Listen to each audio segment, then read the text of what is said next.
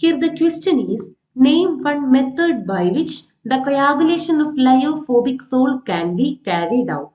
The coagulation of lyophobic salt can be carried out by using various methods. One important or common method is addition of electrolytes.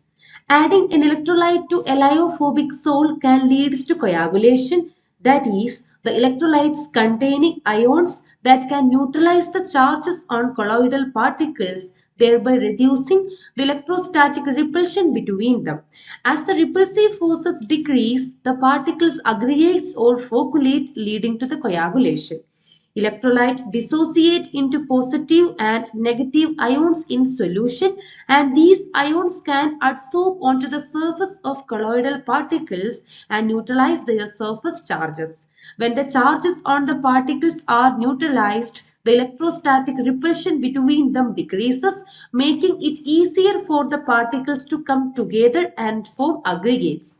Once the particles aggregates, they can clump together and eventually settle out of the dispersion, leading to the coagulation of the salt.